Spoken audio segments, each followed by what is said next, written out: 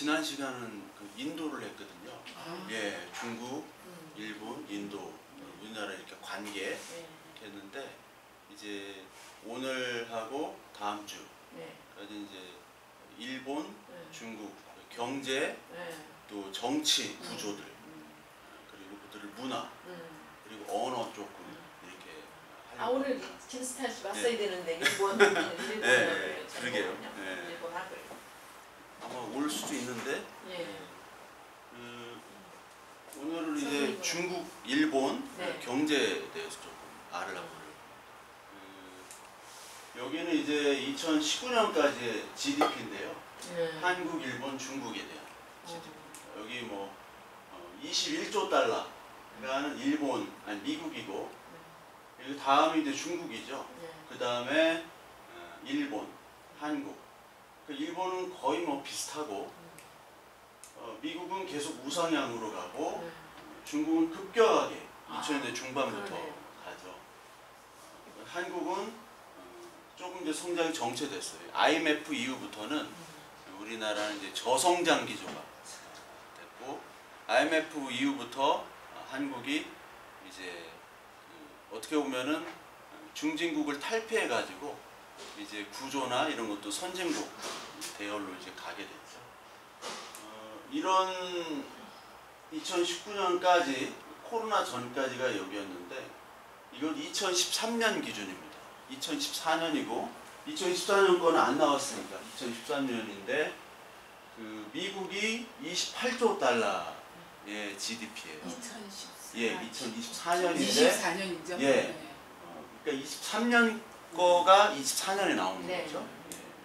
예. 중국이 18조인데 미국이랑 중국이랑 더 벌어졌습니다. 간격이. 지금 중국이 경제적으로 안 좋다 보니까 독일이랑 일본이 순위가 바뀌어졌고요. 독일, 일본, 인도, 영국이 사실 비슷합니다. 프랑스까지. 그리고 한국이 옛날에 9위까지 갔는데 지금 14위로 떨어졌고요. 예. 이게 중국에 대한 수출이 많이 줄어서 그렇습니다. 주요 원인은. 그리고 환율의 문제도 있고 중국 수출도 있고. 근데 여기 보면 이제 5천만 이상 국가 중에 GDP 순위나 1인당 GDP가 3만 달러 넘는 나라는 딱 7나라밖에 없어요. 7나라 중에 한국이 들어가는 겁니다. 그 중에. 그러니까 인구가 이렇게 많은 나라, 중국이나 아니면 인도 이런 나라는 GDP는 높잖아요. 근데 1인당 소득으로 나누게 되면 이게 굉장히 낮아지게 되는 거죠. 그리고 브라질이나 뭐 캐나다나 호주 이런 나라들은 자원 부국입니다. 러시아나. 그러니까 자원으로 먹고 사는 나라지 어떤 뭐 물품을 생산하거나 그런 건 없어요. 호주 같은 경우도 1인당 GDP도 높고 GDP가 우리나라랑 비슷하잖아요. 인구는 2,600, 700만 정도인데 근데 자원이 워낙 많다 보니까 호주의 모든 자원들이 다 중국으로 갑니다. 대중 수출이 가장 많고 캐나다 이제 가실 건데 캐나다는 관광 수입, 영어국이니까 또 이제 뭐 저기 어학연수 같은 것도 많이 가죠. 거기다 캐나다는 워낙 그 자원이 많은 나라이기 때문에 캐나다산 우리가 쓰는 게 별로 없죠. 메이플 시럽 이런 것밖에 없어요. 네, 메이플 시럽, 블루베리 이런 거 팔고 그 앞에 나오는 해양 자원들 그것만 해도 잘 먹고 잘 살 수 있는 나라인데 거기다가 석유 그리고 모든 자원들이 많기 때문에 캐나다가 이렇게 위에 올라왔습니다. 그리고 미국에 있던 그 기업들이 캐나다랑 많이 이렇게 같이 교류를 하기 때문에 이게 좀 GDP가 높죠. 이게 국가 경쟁력 수준인데 사실 이거는 외국에서 한 거기 때문에 크게 우리가 신경을 안 써도 됩니다. 그러니까 홍콩이 5위 사실 아니거든요. 홍콩도 이제 중국이 지배를 받은 다음부터는 그 금융의 허브의 그 중심지였던 동아시아 중심지였던 그 금융의 허브가 많이 이제 싱가포르로 이전되고 상하이로 많이 이전됐어요. 일본 보세요. 일본 34위, 27위.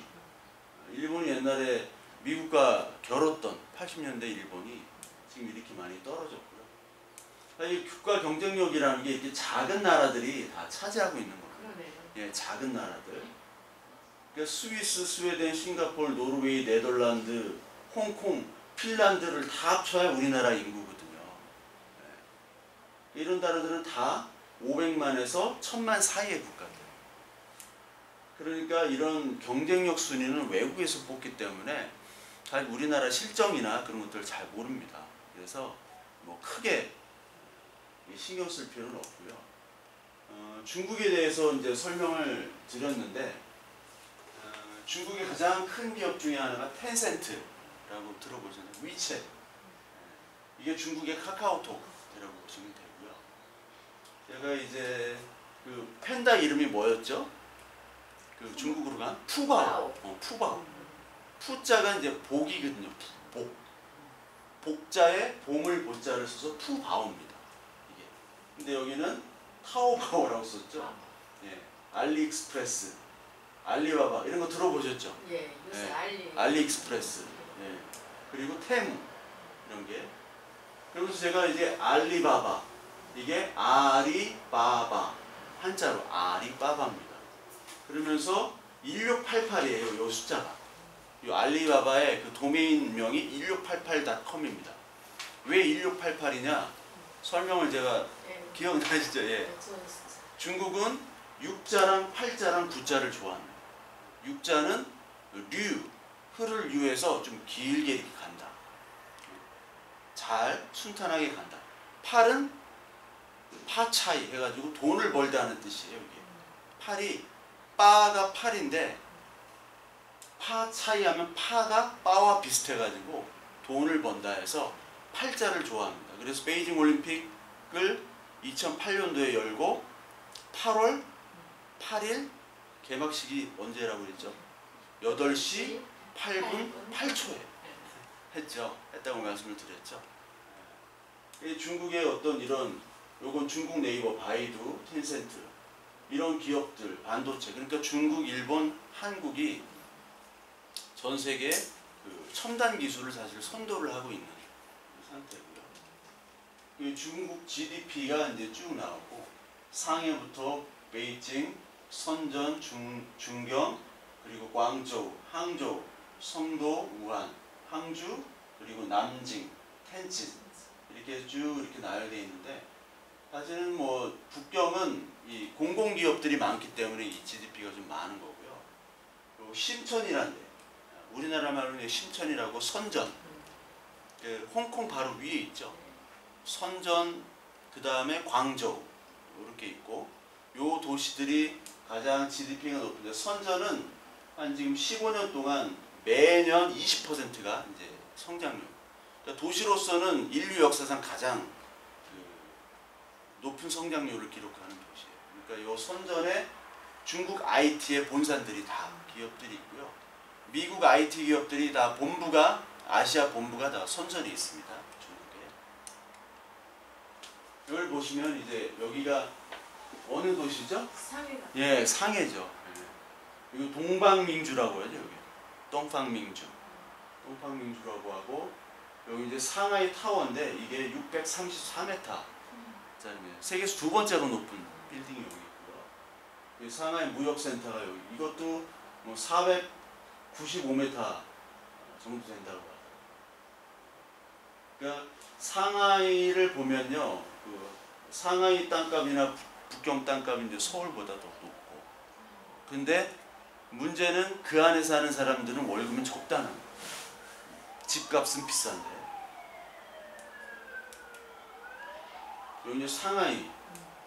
상하이가 가장 중국에서 아름다운 도시고 외국 사람들이 만약에 중국 여자들한테 아, 상하이 여자 같다라고 하면 가장 큰 칭찬입니다. 상하이 스타일이다 너. 피아오량이라고 하거든요. 중국말로 이쁘다는 뜻을. 니 험 피아오량. 너 매우 이쁘다. 너 상하이 스타일이다. 예? 하면은 되게 좋아해요. 가장 그 세련된 도시고 가장 그 GDP가 높은 도시고 상하이 주변 근방까지 하면은 인구가 2,500만이 넘어요. 그러니까 이게 그 외국 사람들은 그 자기가 태어난 동네에서 거의 자라고 거의 거기서 죽거든요.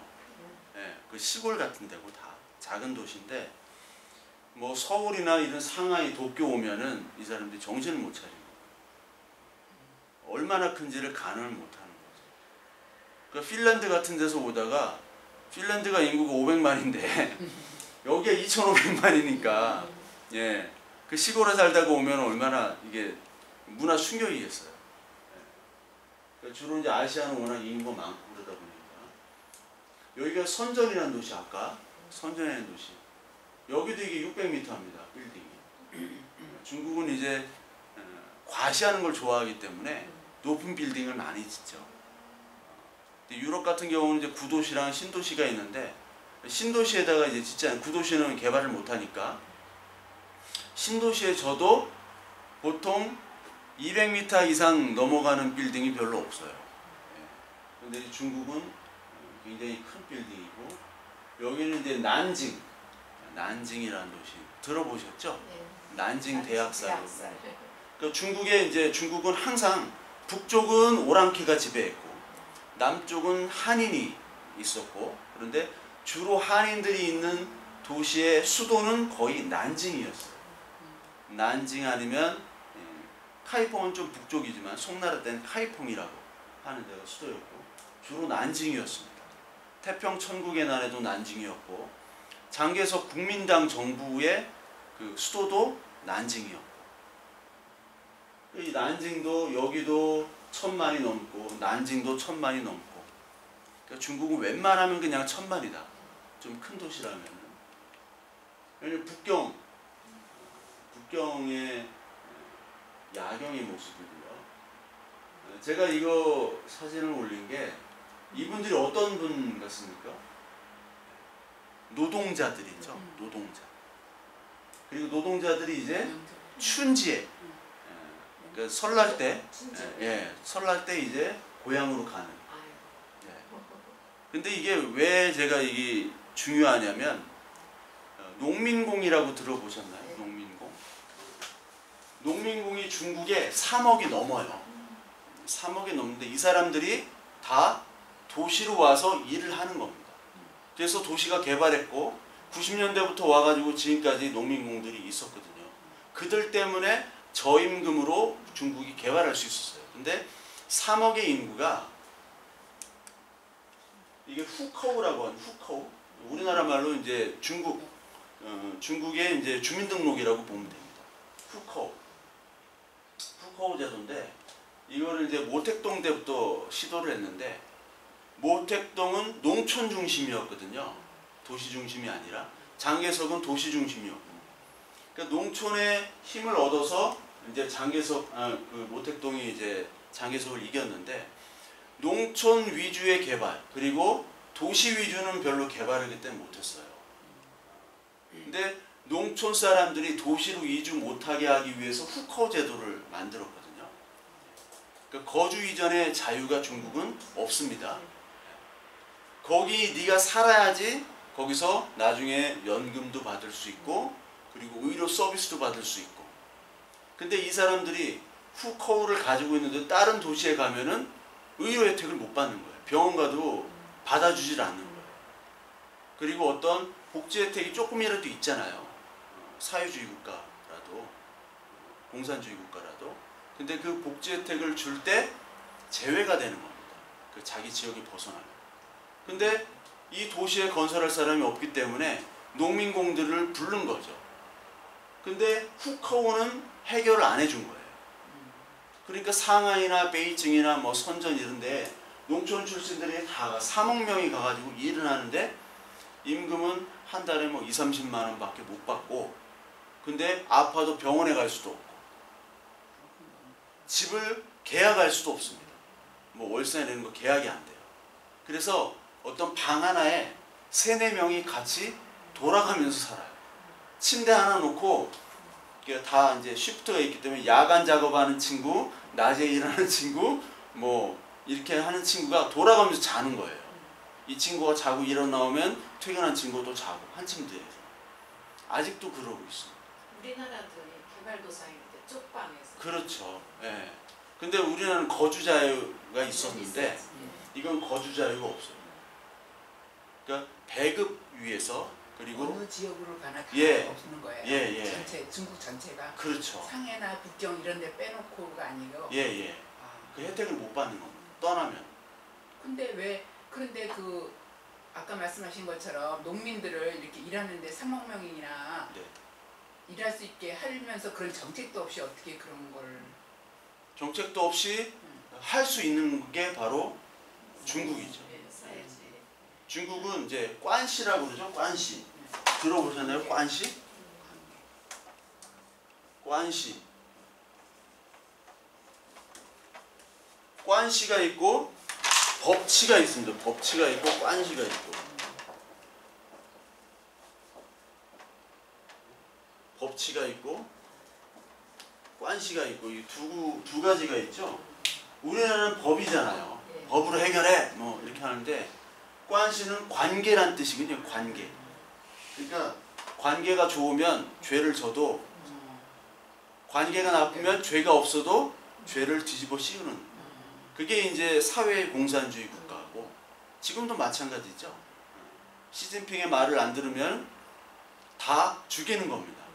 다 죽이고 사라지고 이게 관시가 중요해요. 중국 아직도 법치와 관시가 같이 있는데 이게 법치로 갈 수가 없습니다. 아직까지는 중국이. 그래서 우리가 그 북한에서 온 분들 일 없습니다. 중국말로 메이관시 나 일 없어 나 상관 안 해. 내 일 아니야. 메이셔 메이관시 이렇게 말을 하거든요. 거기 메이를 빼면은 관시 나 관계 있다. 이게 다 관계로 이루어진 거예요. 그 지도자에 의해서 지도자 마음대로 할 수 있는 거죠. 그 모택동이 이렇게 해놓고 대학진운동이나 문화대혁명이나 자기가 잘못을 해놓고 자기가 잘못하고 있지 않다고 얘기를 해요. 그러면서 거기 밑에 애들을 다 숙청을 하는 거죠. 공산당이 다 그런 식으로. 이런 농민공들이 너무나 힘드니까 처우 개선을 하겠다고 10년 전부터 얘기를 했습니다. 근데 근본적인 처우 개선은 안 돼요.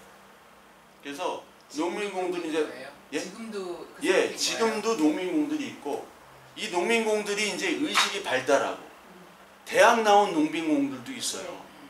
그래서 이 사람들이 의식도 발달하고 이제 자유, 인권 이런 거에 눈을 많이 떴다 보니까 그거에 대한 주장을 많이 하고 중국도 이 3억 명이 무너지면은 건설을 못 하잖아요. 예. 그러니까 중국에서도 뭐 대책을 하려고 하는데 이게 이 사람들을 위해서 지금 상해, 북경 이런 대도시에 이 사람들을 위한 어떤 재원이나 그런 복지나 이걸 너무나 많은 인구기 때문에 그거를 근본적으로 해결할 수 없는 지금 지경이죠. 노조 같은 건 만들 수도 없죠. 만들 수가 없죠. 예. 이 사람들이 너무 많은데 지금 중국이 건설을 많이 했는데 다 빈집이잖아요. 빈집이 뭐 2억 채다. 유령 도시가 너무 많고. 근데 이 사람들이 이제 다시 고향으로 많이 돌아가기도 했어요.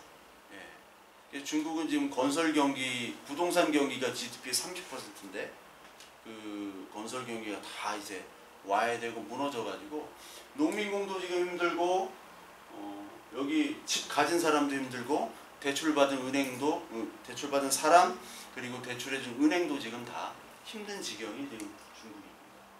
또 중국은 이제 가장 모순 중에 하나가 후커우 제도. 이게 인도의 카스트 제도랑 비슷한 거예요. 후커우를 딱 보고 농촌에 딱 있으면은 농촌 출신이면 자녀들도 농촌에 있어야 돼요. 네. 그래서 문제가 또 자녀 문제들도 있고 부모들이 다 도시에 가서 일을 하니까 자녀들 혼자 남는 거예요. 그래서 중국 영화나 드라마나 뭐 다큐멘터리 보면 걔네들이 문제, 걔네들이 겪는 고난 그리고 엄마 찾아서 막 엄마 찾아 산말처럼 도시로 가는 영화도 있어요. 이탈리아에서 예, 이탈리아에서 저기 코르도바도 가고 멘도사까지 가는 예, 그 엄마 찾아 산말인데 그것처럼 그런 영화가 있어요. 근데 그런 걸 다 검열하죠. 이런 문제를 제기하는 영화들은 다 검열하게 됩니다. 후커우 제도다. 호구. 한자로 우리 호구인데 후커우. 예, 후커우 제도. 이게 중국이랑 그 전체 비교인데 이게 좀 옛날 자료긴 합니다. 근데 이게 이쪽에는 인구가 없고 면적만 많이 있죠. 이쪽에다 인구가 있는 거예요. 이쪽에. 지금 다 사막 막 그런. 예. 대신 이쪽은 자원 그리고 정치적, 군사적으로 굉장히 중요한 데죠. 그래서 여기는 다 히말라야 그리고 여기 사막, 파키스탄, 러시아, 몽골 이쪽이 다 국경이잖아요. 이쪽은 동남아 쪽이 국경이고 메콩강도 다 중국이 이제 상류인데 여기다 댐을 건설하면 베트남이나 캄보디아가 물이 끊기게 됩니다. 그래서 지금 그거 가지고도 분쟁이 많아요. 중국이랑. 이쪽에 있는 인구가 대부분이고요. 여기는 사람이 거의 살지 않는. 이쪽을 개발을 많이 하려고 해서 한족들도 많이 옮기게 하고 했지만 뭐 아직까지 발전은 그렇게 하지 못했고 특히 이제 중국의 문제점은 뭐냐면 그 공산당이 다 모든 조직에 들어간다고 그랬잖아요. 그래서 여기 광동성인데 광동성의 가장 여기 광동성인데 광동성이 그 중국에서 가장 GDP가 높은 데거든요. 광동성의 가장 수장은 광동성 공산당 석입니다.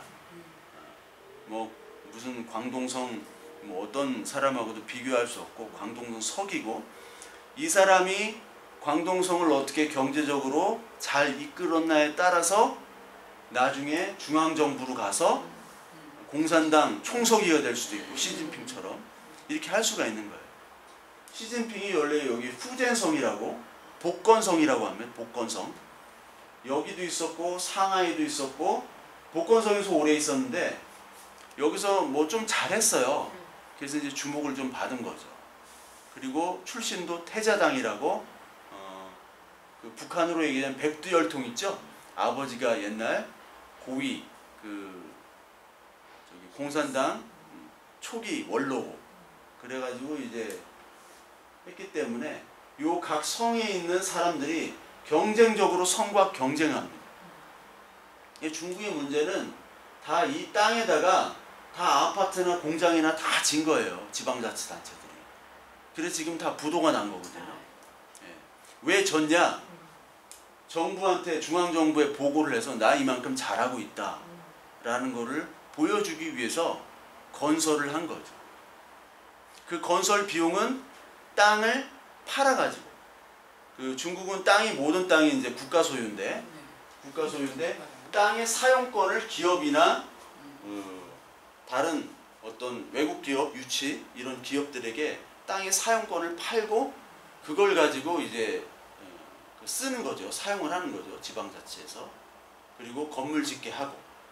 근데 이게 건물을 줘도 올 사람도 없고 그러다 보니까 이게 지방정부가 다 지금 부도 상태입니다. 왜 그렇게 하느냐? 경쟁하기 때문에. 자기의 유익을 위해서 그 지방재정을 다 탕진하는 구조예요. 중국이. 그러니까 일국양제라는 게 사회주의와 경제, 자본주의 이게 두 개가 맞물렸을 때 자본주의를 죽이게 하는 시스템이 중국입니다. 왜냐하면 공산당이 우선이기 때문에. 근데 저기 땅을 개인이 소유를 못 하잖아요. 네. 근데 어떻게 지분 소유가 돼요? 집도 소유가 안 되는데 사용권을 파는 겁니다. 사용권. 그러면은 그 건설붐이 일었다는 거는 그 사용권의 네, 그 사용권이 가격이 돼요. 올라가고 내려가고 그렇죠. 이러는 거예요. 예. 사용권. 사용권을 계속 영원히 내가 가지고 있는 건 아니에요? 우리나라처럼 예. 내가 집을 산 것처럼 그 집은 내 집이야 등기가 돼 있어서 네. 내가 팔고 사고 사용권이 등기처럼 돼 있는 네. 거고 그걸 이제 계속 거래를 하는 거예요. 계속 거래. 예, 계속 거래를. 그게 옛날에 뭐 99년 사용권 이렇게 있었는데 네. 못을 박아놨어요. 뭐 90년 몇 년 했는데 네.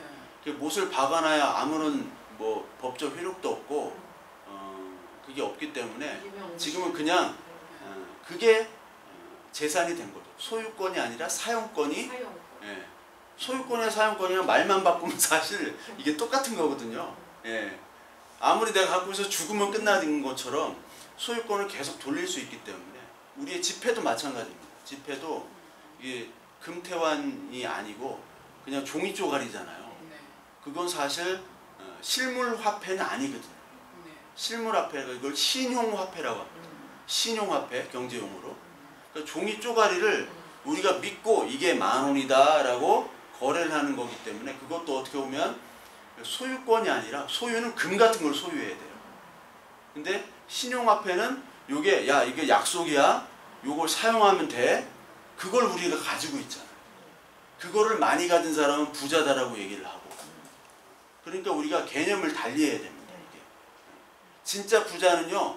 금덩이를 막 이렇게 갖고 있어야 되는 거예요. 금덩이나 어떤 막 건물 같은 걸 갖고 있어야 되는데 종이 쪼가리를 막 이렇게 예, 이거는 어떻게 보면은 여기 부동산의 입장에서 볼 때는 사용권 계속 돌고 도는 내가 소유하는 것이 아니라 계속 돌고 도는 게 됩니다. 여기도 보는 것처럼 땅덩이 이렇게 넓은데 소득이 너무나 차이가 나죠. 광동성은 7조 9억 3천억 위안이에요. 여기가 가장 부자 동네입니다. 여기는. 그래서 여기는 뭐 어마어마한 동네예요. 광동성은. 그래서 광동성이랑 이쪽이랑은 달라요. 성향이 완전히. 중국은 다 사투리가 있고 언어가 다 통일이 안 됐기 때문에 광동어가 있고 북경어가 있죠. 그래서 제가 첫 시간에 홍콩이 광동어입니다. 홍콩. 향기 나는 항구. 근데 북경어, 보통어, 그 표준어로는 샹강이라고 그랬죠. 샹강이라고 했는데 홍콩이라고 발음이 전혀 다르잖아요. 그러니까 알아들을 수가 없는 거예요. 그러니까 우리가 홍콩 영화 보면은 다 이게 광동어거든요. 광동. 요리도 광동 요리 있고 북경 요리 있고 사천 요리. 광동성 여기 바로 위에 복건성, 후젠성이 대만하고 가깝기 때문에 대만은 보통어를 쓰긴 하는데 복건성, 광동성 사람들이 사실 많이 있어요. 대만에. 그래서 요 언어도 조금 통하긴 합니다. 1인당 GNP를 보시면 빨간 게 높은 거죠. 여기 마카오고 여기 홍콩입니다. 마카오는 38,000, 홍콩은 45,000, 상하이 22,000, 베이징 텐진 쪽 23,000. 나머지는 다 5,000, 6,000, 7,000. 예. 이쪽은 다 산악지대고 여기도 이제 윈난성 이런 데는 다 산악지대잖아요. 소수민족도 많고 이게 중국의 문제는 빈부격차가 너무 심하다는 거예요. 너무 심하고 리커창 총리가 작년에 죽었잖아요. 의문사 당했습니다. 시진핑이 죽인 것 같아요. 시진핑이. 리커창이 경제에 대해서 비판을 했죠. 시진핑은 막 지금 잘 되고 있고 중국은 앞으로도 미국을 따라잡을 수 있다가 얘기했는데 시진핑이 중국의 3억 인구가 1,000위안 한 달에 1,000위안을 번다. 1위안이 189원이에요 지금. 어제 보니까 189원이더라고요. 그러니까 1,000위안이면은 우리나라 돈으로 19만 원이 안 돼요. 그 돈으로 3억이 살고요. 2,000위안 그러니까 40만 원이 안 되는 돈으로 6억 인구가 사는 거예요. 6억 인구가 40만 원이 안 되는 돈. 근데 상해나 북경이나 이런 데는 서울보다 부동산 가격이 높거든요. 그 안에 있는 농민공들은 한 달에 3, 40만 원 벌으면서 살고 있는 거예요. 그러니까 밥을 제대로 못 먹어요, 이 사람들이. 근데 어떻게 중국은 아무리 사회주의 폭동이 안 일어나지? 폭동이 안 일어나는데 폭동 좀 일어나죠. 예. 워낙 지금 힘들고 그 코비드 때문에 그 방역을 너무 심하게 하다 보니까 폭동이 한번 일어났죠. 시진핑 물러가라. 근데 이게 중국은 무력으로 진압하기 때문에 폭동을 쉽게 하지 못하고 그 전까지 공산당이 우리를 잘 먹여 살렸다. 옛날에 그 모택동에 홍화병이 있죠. 홍화병. 지금은 그걸 인터넷 홍화병, MZ세대. MZ세대는 태어나 보니까 중국이 잘 사는 거예요. 2000년생들 이런 애들 태어나 보니까 중국이 잘 사네. 근데 옛날엔 정말 못 살았잖아요. 우리나라보다 더 못 살았잖아요. 그 사람들은 알아요. 중국이 어떻게 못 살고 잘 살고, 그때 조금 하면은 공산당에 따랐는데 우리가 이렇게 당하기도 하고 죽기도 하고, 그걸 아는데 얘네들은 한 번도 경험하지 못했던 거예요. 천안문 사태도 모르고. 그러다가 잘 살아서 막 함부로 하고, 한국에 온 중국 애들 보세요. 막 함부로 하고 그래요. 그런데 지금 많이 꺾였죠. 시진핑이 더 잘 살게 해줄 줄 알았는데 지금 중국은 확 꺾였습니다. 그 다음부터 시진핑이 자유, 인권을 탄압을 하니까 그때부터 데모를 하기 시작해요. 지금 중국은 여러 가지로 지금 문제가 심각하다. 얘가 좀 잘못하고 있는 거지. 한참 잘못하고. 샤오캉이라는 뜻이 모든 사람이 편안하게 산다, 그 뜻이거든요. 샤오캉. 그래서 편안하게 살자. 요 샤오캉은 원래 마오쩌둥이 얘기한 건데, 지가 똑같이 샤오캉 하겠다고 하고 35년까지 이런 것들을 한다고 해요. 국방 현대화, 사회주의 현대화. 근데 중국은요, 그 모든 타깃이 미국에 있습니다. 지금 꺾였지만 미국은 자유주의고 자본주의죠. 근데 중국은 사회주의. 사회주의로서 미국을 이기는 유일한 국가가 돼보겠다라는 거예요. 그게 중국몽이에요, 사실은. 사회주의, 공산주의의 위대성을 알리겠다. 공산주의로도 얼마든지 자본주의보다 더 잘 살게 된다라는 것을 보여주기 위한 거예요. 과연 될까? 네. 근데 벌써 끝났죠. 왜냐하면 이게 구조적으로 끝날 수밖에 없는 구조입니다. 구조적으로 인구도 너무 많을 뿐만 아니라 빈부격차, 그리고 사회주의, 공산주의에서 자본주의를 같이 갈 수는 없어요. 그리고 일당 독재. 독재가 좋은 거는 뭘까요? 독재가. 일사불란. 네, 일사불란하게 효율적으로 딱 움직여요. 근데 단 전제가 방향이 좋아야 돼요. 방향이 나쁘면 다 같이 죽는 겁니다. 독재가 플라톤은 독재를 원했잖아요. 플라톤처럼 뛰어난 철인이 딱 하면은 나라가 너무 잘 되는 거예요, 조직이. 근데 이게 방향이 틀어졌다 하면 다 같이 죽는 거죠. 지금 다 같이 지금 나락으로 떨어지고 있는 거예요. 철인이 나올 수 있는. 예. 철인은 한 명도 없었죠, 지금. 예. 이게 1대1로 2따2루라고 1대1로 정책.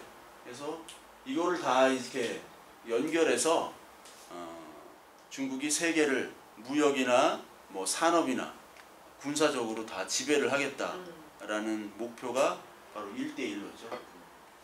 여기 스리랑카 여기 보이시죠? 스리랑카. 스리랑카가 지금 국가 부도가 됐는데, 스리랑카는 옛날에 내전도 많고 타밀라족하고 싱힐라족이라는 그 내전이 많았어요.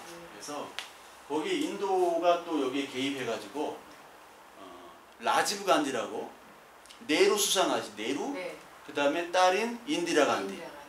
인디라 간디도 시크 교도한테 암살당했고, 인디라 간디 아들 라지브 간디가 또 했는데 91년도에 또 암살당했습니다. 왜냐면 여기 타밀 반군이 이제 반군 소속이었던 그 사람이 있는데, 그 사람이 이제 인도가 개입해가지고 죽었어요. 그 어머니일 거예요, 아마. 그 반군의 어머니가 폭탄 가지고 뛰어들어가지고 이제 라지브 간디가 시신이 그냥 다 동학났죠. 이게 이제 그런 사건이 있었는데, 여기 스리랑카에 한반토타라는 항구가 있습니다. 그 항구를 중국이 져줬고, 그 항구를 이용을 못하는 거예요. 항구를 졌는데 지면 뭐예요? 컨테이너가 왔다 갔다 하고 이렇게 해야 되잖아요. 못하니까 빚을 못 갚아가지고 중국이 99년 사용권을 갖게 됩니다. 그래서 여기다가 이제 군사 요새로 쓰려고 하는 거예요, 중국이. 그러니까 파키스탄도 그렇고 여기도 그렇고 지금 다 하나씩 아프리카는 여기 중국이 많이 차지했습니다. 광물 자원 때문에 뭐 경기장 져주고 도로 깔아주고 하고 광물권이랑 바꾼 거예요. 중국도 우리나라 북한 여기 북한에 어업권 광물권을 다 가지고 있어요. 중국이. 왜냐면 못 사니까 그걸 팔아버린 거예요. 한 30년 니들 써라. 북한에서. 예. 그래서 이렇게 연결하려고 하는데 1대1로가 이제 다 힘들게 됐죠. 이탈리아가 여기 참가를 했었어요. 1대1로에. 이탈리아도 경제가 어렵다 보니까 위안화를 쓰자 뭐 그런 얘기까지 나왔고 남미도 위안화를 쓰자 달러에서 해방하자 그런 얘기도 있었는데 결국은 중국이 이제 어렵게 되다 보니까 이 1대1로가 다 흩어지게 됐죠. 해상 실크로드와 육상 실크로드 이거를 통해서 경제 군사적 강국을 다시 이루겠다. 이 루트가 그 명나라 때 정화의 대탐험 아시죠? 네. 정화 그 루트거든요. 마다가스카르까지 갔다고 뭐 전해지는 1405년부터 명나라 때 요거를 이제 했지만 실패로 돌아갔죠. 그리고 중국의 가장 큰 문제 중에 하나는 인구가 줄어든다는 거예요. 아니 인구가 이렇게 많은데 뭐 줄어들면 어때 하는데 인도나 중국의 특징은 인구로 먹고 사는 나라예요. 인구가 많아서 좋은 것도 있지만 인구가 너무 많아서 나쁜 것도 있죠. 그러니까 인구가 많아야지 이 기반이 운영되는 나라입니다. 근데 인구가 지금 엄청 떨어져요. 60세 이상은 지금 3억 8천만 2035년 되면 이렇게 되고요. 이게 점점 떨어져 가지고 출산율이 지금 1명입니다. 옛날에는 출산하지 말라고 해가지고 호적이 안 올리고 올리면은 불합리 혜택 안 주고 그랬잖아요. 중국이. 근데 그걸 뭐 진작 풀었죠. 2015년인가 10몇 년 풀었어요. 더 날아 하는데 안 낳는 거예요. 안 낳고 이게 가다 보면 중국은 이렇게 생산 기반이 급격히 떨어집니다. 인도나 중국은 인구가 많기 때문에 GDP가 올라가고 그것 때문에 유지하는 나라입니다. 근데 그게 안 되면 심각해지죠.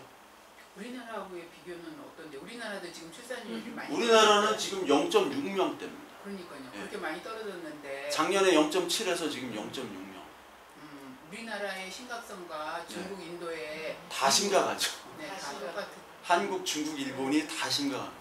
유럽도 심각하고. 유럽도 예. 세계적 센것 같아요. 유럽도 지금 너무나 가난하고. 그러니까 유일하게 남을 수 있는 나라는 아직까지 미국이에요. 미국. 기축통화도 가지고 있고 미국은 사실 이런 인구들 코로나 때 미국 인구 많이 줄었잖아요. 많이 죽었는데 미국의 특징은 미국이나 유럽은 귀족 사회이기 때문에 엘리트들만을 위한 사회입니다. 그리고 나머지는 다 죽이는 거예요. 죽어도 됩니다. 중산층도 죽어나가요.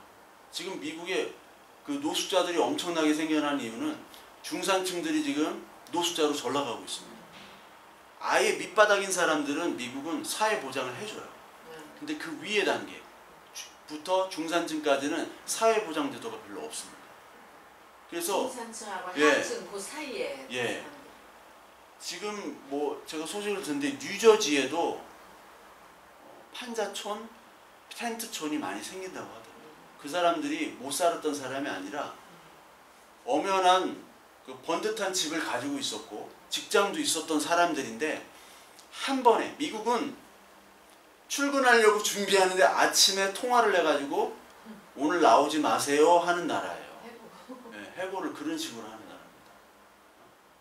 트럼프는 트위터로 해고를 You're fired. 네? 네?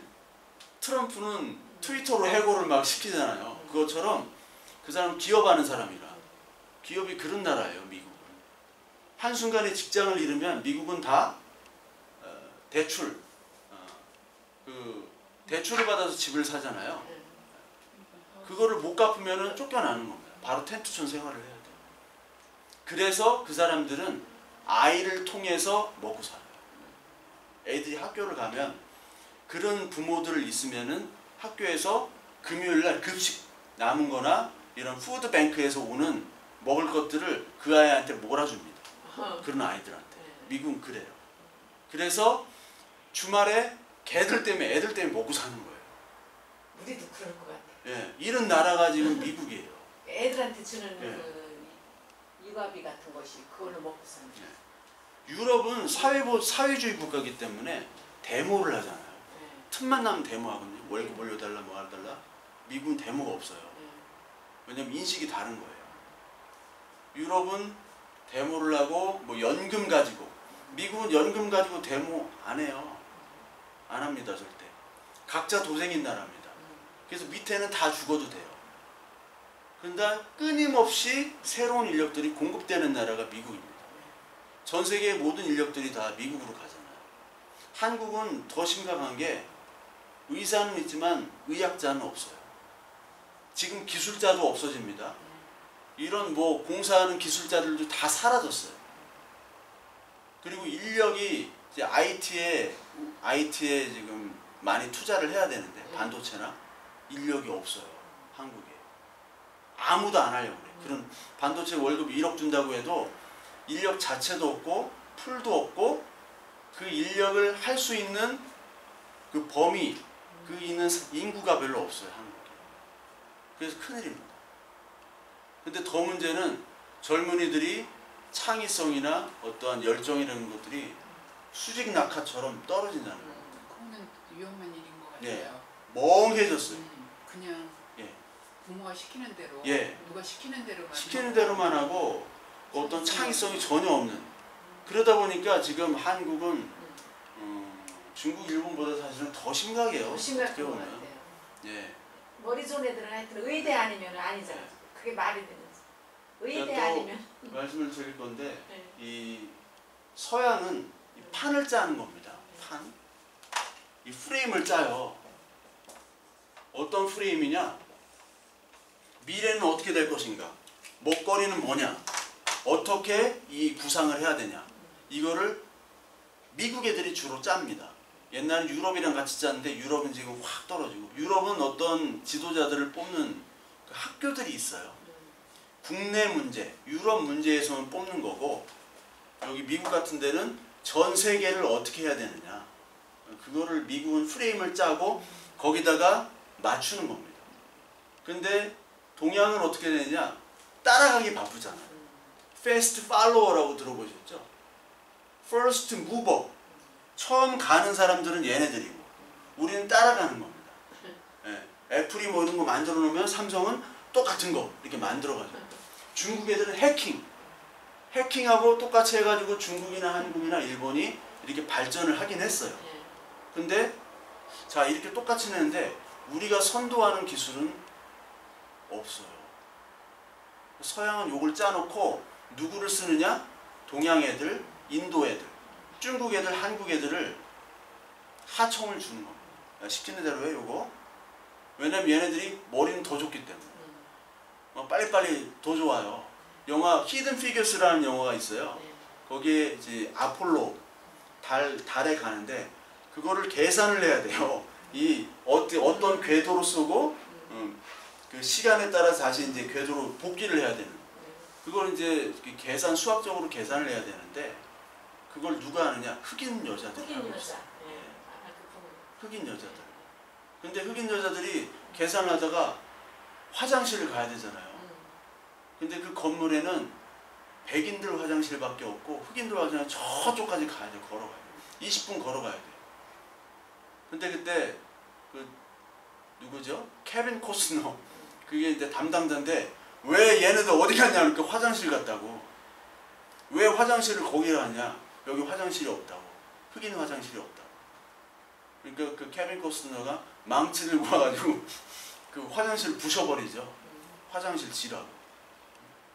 지금 때가 어느 때인데 지금 바빠 죽겠는데 화장실 왔다 갔다. 마찬가지로 이 프레임을 짜는 거고 우리는 들어가는 겁니다. 사실 한국이 더 머리가 좋잖아요. 근데 그거를 시스템에 하지를 못해요.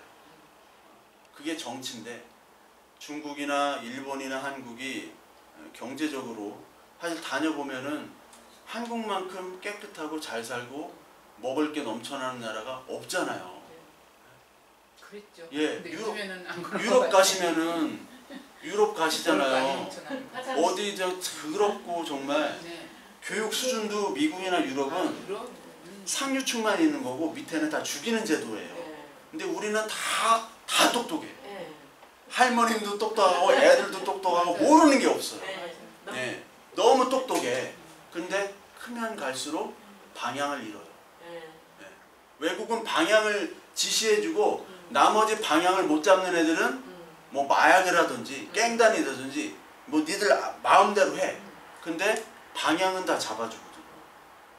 그러니까 여러 명이 있는데 각자 방향으로 뛰면 다 자기가 1등 할 거 아니에요. 근데 한국은 한 방향으로 뛰라고 하니까 아니 운동화를 애를 왜 공부를 시키냐고. 공부시켜야 될 애를 왜 운동을 하고 왜 예체능을 시키냐. 이게 안 되거든요. 그러니까 이 제도나 시스템을 하는 게 정치인데 정치가 너무 후지다 보니까 일본이나 한국이 너무 후져요. 이 경제 규모에 비해서는 너무 후지다 보니까 그 시스템을 못 만드는 거예요. 그러니까 이제 우리 진짜 오신 거 예, 같아요. 이제 떨어지기 시작하는 거예요. 예. 일본이 사실 더 후졌어요.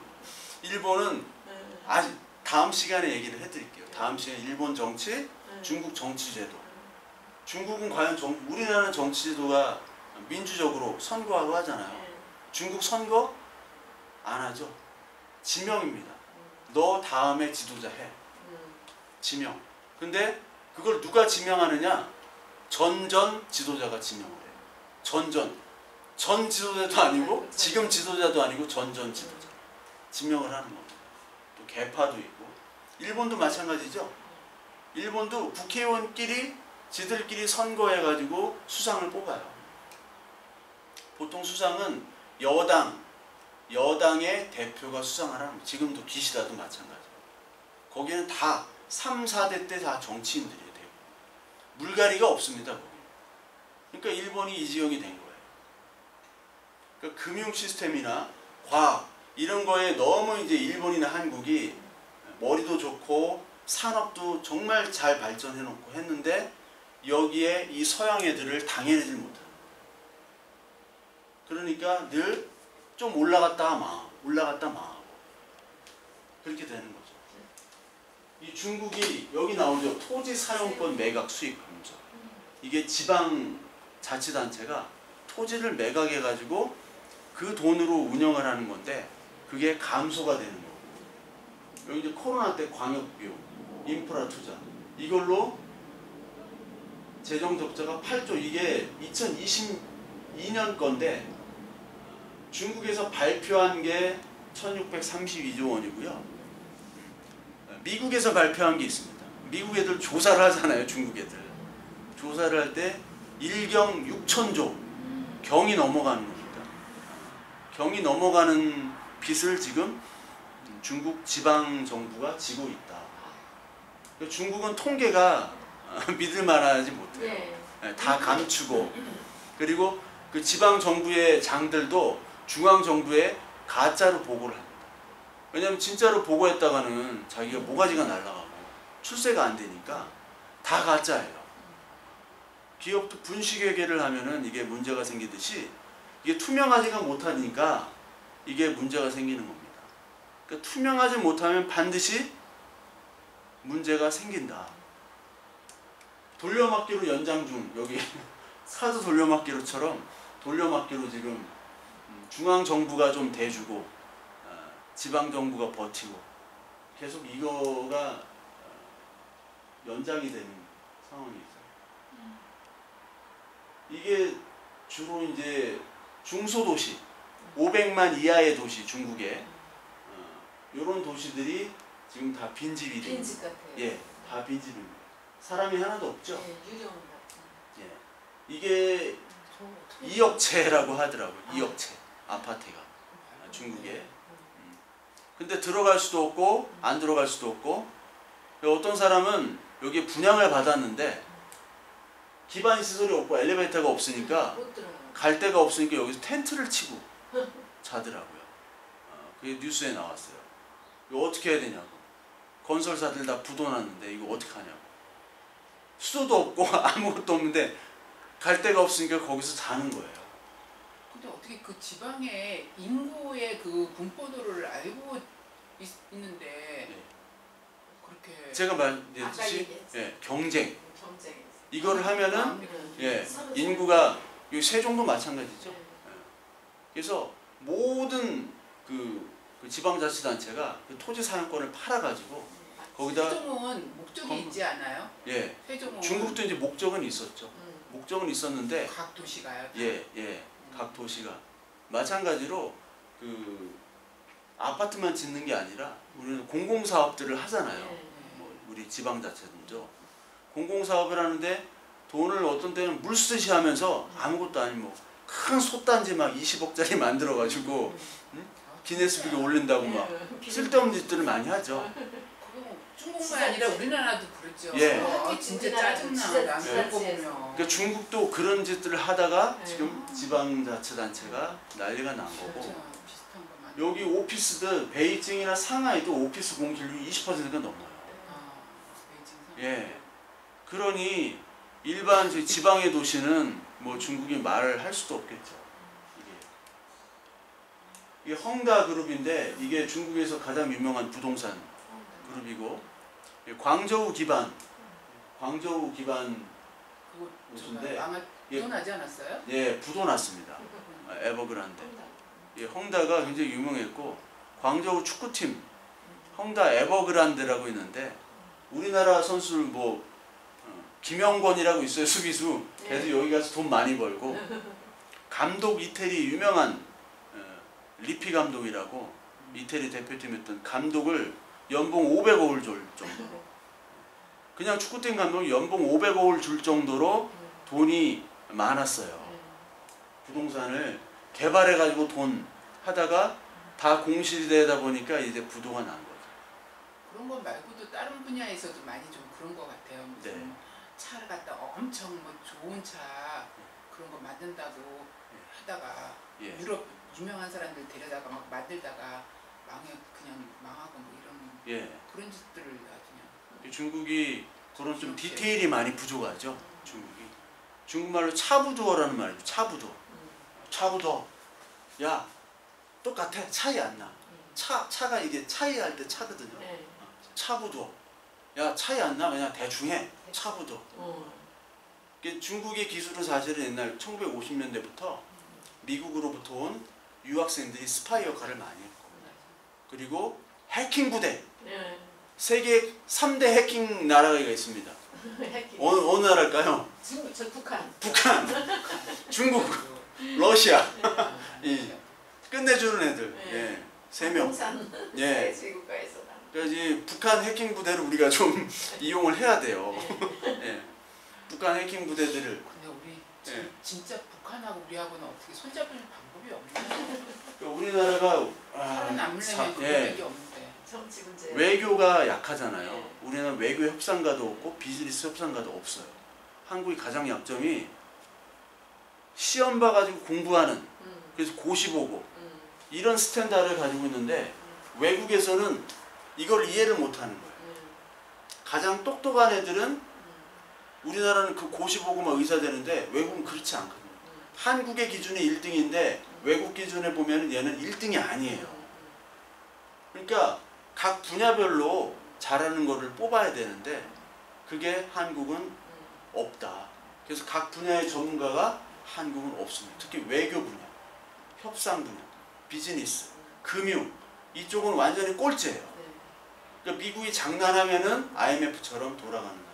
아무리 차 팔고 뭐 반도체 팔아도 환율에서 떨어지거나 금융 장난해버리면은 미국이 끝나는 겁니다. 다음 좀 나중에 시간에 얘기를 드릴게요. 그 중국 대학생 졸업자입니다. 여기 1158만 명이 대학 졸업을 하죠. 근데 실업률이 워낙 높다고 말씀을 드렸죠. 실업률이 워낙 높다. 그래서 중국이 경제 사정이 안 좋다 보니까 취업할 데가 없어요. 조금 돈 있는 애들은 한국에서 안 떠납니다. 중국 애들이. 근데 돈이 없어 송금을 못 받는 애들은 이제 중국으로 갈 수밖에 없죠. 그게 이제 중국의 이거 문제고, 실제 급여, 희망 급여 있는데 여기 뭐 1인 미디어 가장 인기는 왕홍이라고 그래요. 중국말 왕홍. 미디어. 왕이 이제 인터넷이군요. 왕. 이게 실제 급여, 희망 급여. 이게 위안이거든요. 위안. 가장 높은 게 뭐 희망 급여가 14,000 위안이면은 거기다가 189, 뭐 190 정도를 곱하면 되거든요. 중국에서는 너무나 굉장히 높은 임금이죠. 그러니까 아까 말씀드렸듯이 중국 농민공은 20만 원, 30만 원 한 달에. 그리고 6억 명이 40만 원 미만으로 살고, 시골은 더 열악하고요. 도시에 대학을 졸업하고 뭐 좋은 IT 기업을 취업해도 200만 원 받기가 쉽지 않은 게 중국이죠.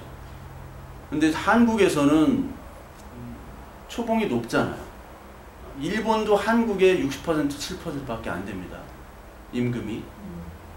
그래서 일본은 임금이 90년대랑 지금 30년이 똑같아요. 임금이. 디플레이션이기 때문에. 그래서 일본이 대기업은 한 2,500만 원 정도 받거든요. 초봉이.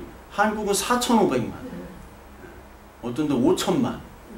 이렇게 보니까 2배 차이인 거예요. 같은 대기업인데, 일본이랑. 중국은 더 열악하고. 그렇기 때문에 중국은 지금 대도시에 베이징이나 뭐 상하이에서 집을 살 수 있는 건 없고, 월세로 산다고 하더라도 이게 워낙 비싸니까 주거비용부터 많이 나가겠죠. 살기가 굉장히 힘들다, 중국이. 중국어과가 굉장히 인기가 있었죠, 한국에. 근데 중국어 지원자 수가 급감했습니다. 옛날에 중국어를 하더라도 우리나라에서요? 예, 우리나라 뭐 전 세계 다. 전 세계적으로는 중국은 워낙 인구가 많고 연구 대상이기 때문에 많이들 하죠. 많이들 하고, 중국에도 외국인들이 엄청나게 많죠. 중국어를 할 수 있는 외국인들 많고. 근데 우리나라에서 옛날엔 중국어를 하게 되면은 이게 굉장히 큰 장점이었는데, 지금은 중국인들이 한국말 하는 사람도 많고, 또 조선족들이 또 그 사람들은 원어민이니까. 그렇기 때문에 중국어를 한국 사람들, 남한 사람들이 잘 한다고 해서 크게 메리트가 될 수가 없어요. 그래서 중국어과 인기가 급감을 했습니다. 그리고 중국에 대한 인식이 안 좋으니까. 예. 인식이 안 좋으니까 중국어 지원자도 인기가 없고요. 여기 이제 미국의 랭귀지 코스. 예. 한국어 가장 인기가 있죠. 한국어 가장 인기가 있고, 일본어는 마이너스, 스페인어 다. 요즘에 한국어 예. 없는 데가 없어요. 한국어 차이니스, 같지 않은 나라가 프렌치, 없어요. K 문화 때문에 못하니까. 예. 저도 고등학교 다닐 때는 일본어, 중국어가 제2외국어에 없었어요. 저 학교 다닐 때만 해도 독일어 아니면 불어. 불어. 예. 네. 독일어 아니면 불어. 영어가 제1이고. 예. 독일어 아니면 불어인데, 독일어. 예. 독일어 뭐 맨날 그거 뭐 데어데스 댐댐 디데어디 다스데스 댐다스 맨날 이런 거, 아이네스 아이는 맨날 이런 것만 했지. 그러니까요. 뭐 예, 뭐 단어는 좀 외웠고 그랬지. 이게 말씀드렸듯이 학제나 이 대입 제도가 개편되지 않고서, 정치 제도나 이게 같이 연결되지 않고서는 이게 이제 한국이나 일본, 중국이 경쟁이 안 돼요. 이게 일본을 우리가 또 봐야 되는데, 이게 헤이세이라고 하는데, 요걸 이제 89년부터 2019년까지 일본은 연호가 있습니다. 연호, 예. 그 왕이 바뀔 때마다 쇼와 뭐. 그게 있는데, 쇼와에서 쇼와가 1926년부터 89년까지 했죠. 히로히토 하고 아키히토가 된 다음부터는 89년.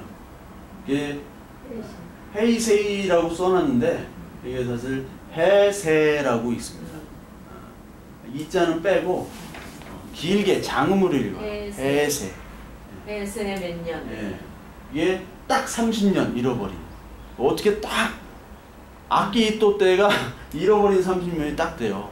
89년부터인데 90년에 부동산 버블이 터지거든요. 일본이. 그 다음부터 이제 계속 밑으로 내려가는 일본이 됐고, 요 책 있으면 읽어보시면 또 좋고요. 그 원인이 바로 플라자 어코드라고 플라자 합의라는 겁니다. 이게 굉장히 중요한데,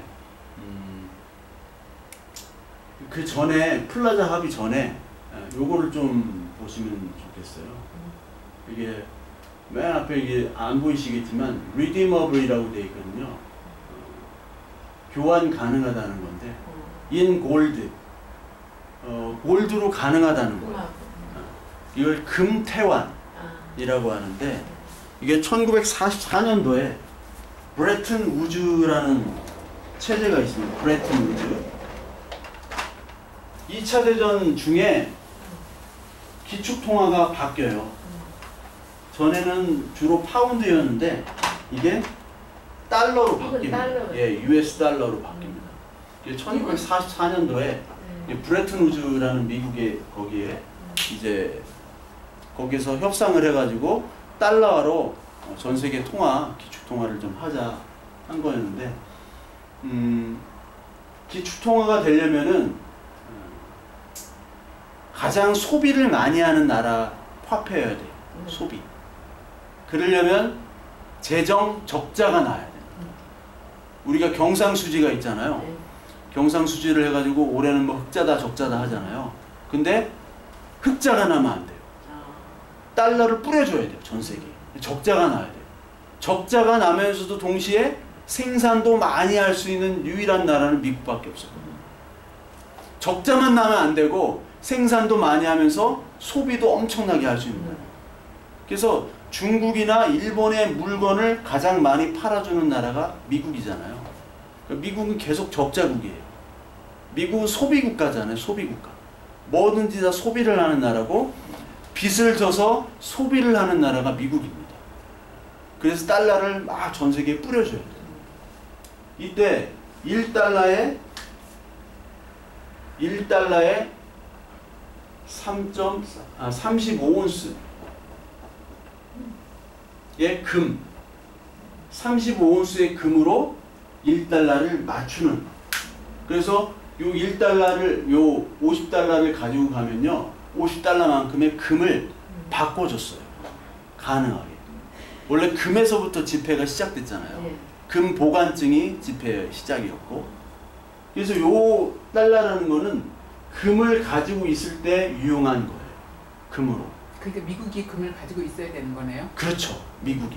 근데 지금 이건 통용되는 저기 화폐 아니잖아요. 예, 요게 그랬는데 지금은 여기에 금이 없어졌죠. 요 문구가 없어졌죠. 요게 1971년도 닉슨 대통령이 요걸 없앱니다. 금태환 불이행. 왜냐면 돈을 너무 많이 찍어냈어요. 바꿔줄 금이 없어요. 그때 월남전도 하고, 70년대에 미국은 가장 안 좋을 때 미국이에요. 재정 적자가 너무 파탄나고, 그때 또 중동에 오일 쇼크도 있었고, 물가가 너무 올라가는 동시에 월남전에 돈을 써야 돼요. 한국 군인들이 많이 갔는데 그 월급을 미국에서 줬거든요. 미국에서 총도 주고 탄약도 주고 월급도 주고 먹을 것도 주고. 그 돈이 어디서 나왔냐? 막 찍어낸 거예요.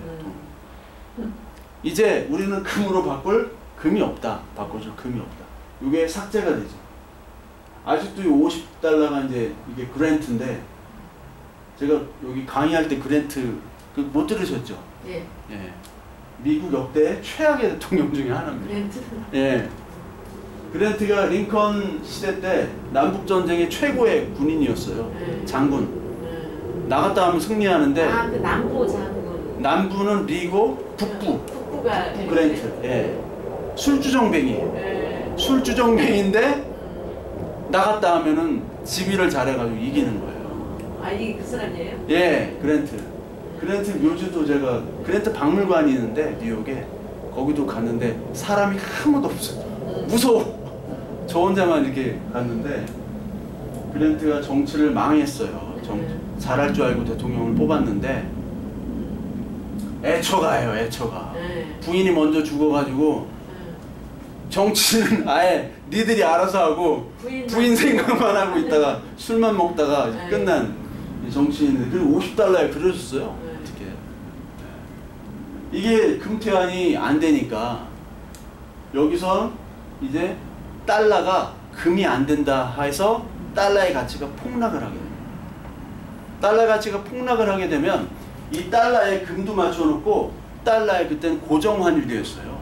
달러 대 엔화, 달러 대 뭐 원화. 이건데 달러 가치가 떨어지면 원화나 엔화나 이런 데는 상대적으로 높아져야 되잖아요. 그때부터 변동 환율이 됩니다. 환율이 바뀌어요. 환율이 바뀌면서 이 달러 가치가 너무 떨어지다 보니까 이게 누구냐면 헨리 키신저. 예, 헨리 키신저. 예. 돌아가셨을 걸? 예, 죽었죠. 여기는 마오쩌둥, 70년 예. 최고 외교가. 주은래. 중국이랑도 협상했는데 이게 중요합니다. 사우디 왕이랑 협상을 해요. 달러 가치가 너무 떨어지고 이제 불신임을 하잖아요. 다른 전 세계에서. 그 달러를 우리 못 쓰겠다. 이거 금도 못 바꿔주고 이렇게 했다가는 이거 안 되겠다. 해가지고 미국에 이제 항의를 했을 때 이 키신저가 나와가지고 사우디를 찾아갑니다. 이때가 오일 쇼크 때예요. 전 세계가 오일이 뭐 1,000원 하던 게 뭐 몇만 원으로 뛰니까 이게 수입하는 우리나라 입장에서는 수입 국가는 뭐 큰일 난 거죠. 수출도 안 되고. 여기 찾아가가지고 이 석유 판매 대금을 달러로 해라. 대신 내가 사우디 너 지켜줄게. 이때 욤키프르 전쟁이라고 중동 3차 전쟁. 이스라엘이 막 그 아랍 국가들과 다 전쟁했을 때 그때 이스라엘이나 이런 데로부터 사우디는 지켜줄게. 그리고 뭐 러시아가 뭐 사우디 유전을 뭐 공격한다 뭐 이런 데 다 내가 지켜줄게.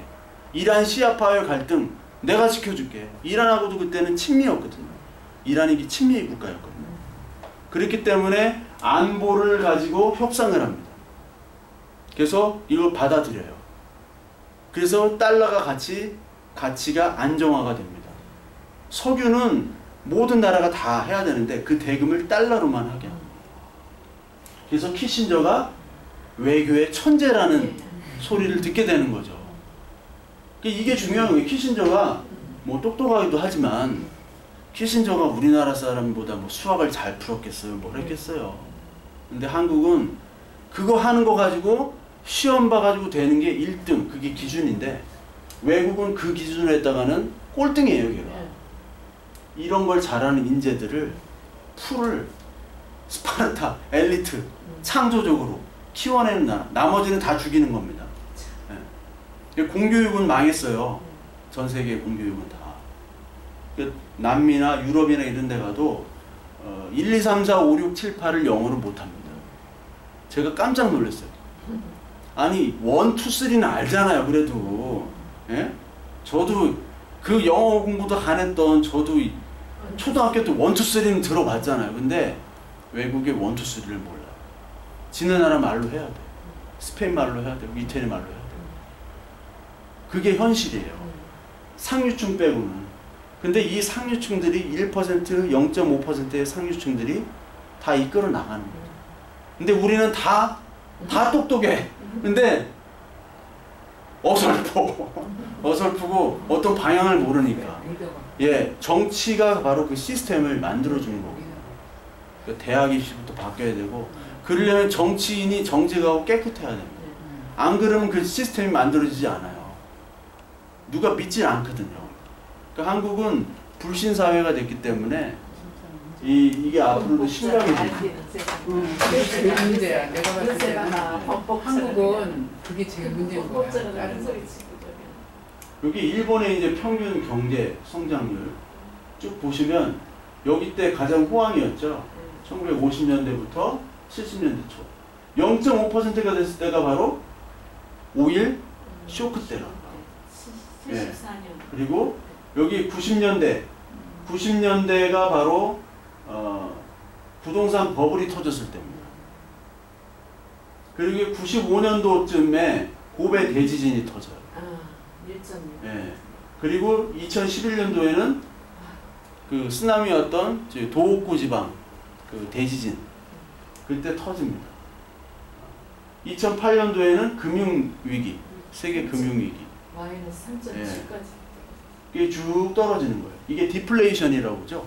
디플레이션이라는 거는 물가도 올라가지가 않아요. 물가 올라가지 않으면 좋잖아요. 근데 임금도 안 올라가요. 취직도 안 돼. 그리고 회사도 경영이 안 돼. 이게 저임금, 저소비, 저고용, 저생산 이게 악순환이 계속되는 거예요. 가장 좋은 게 2에서 3% 사이에 인플레이션이 쭉 가는 거예요.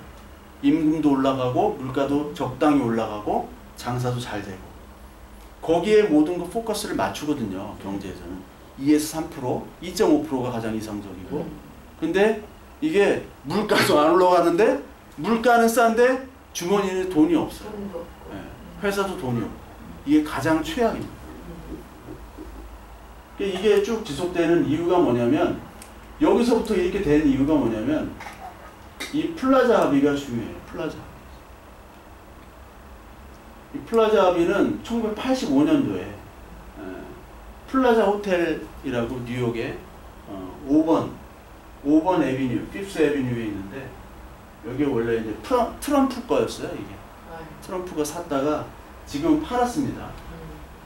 나홀로 집에 2에 여기 호텔이 나와요. 나홀로 집에 2. 트럼프도 나오고 맥컬리 컬킨 주인공도 나오고 로비에서 만나요. 트럼프 그 주인공이. 실제 트럼프. 예, 실제 트럼프가 나옵니다. 그 호텔이 바로 여기에요. 그래서 유명하거든요. 플라자 호텔이. 낡은 호텔이죠. 여기서 무슨 얘기를 하냐면 일본 수출이 너무 잘 됐어요. 독일하고. 그리고 독일하고 일본 수출이 너무 잘 되다 보니까 그 수출은 대부분 미국에서 파는 거거든요. 미국이 너무 무역 적자기 때문에 이 기축 통화가 무역 적자로 해서 달러를 뿌려줘야 되는데 달러를 뿌려주려면 국내 소비가 있어야 되죠. 미국에서. 소비를 하려면 국내 경기가 그래도 어느 정도 돌아가야 되는데 미국이 85년도까지도 굉장히 안 좋았어요.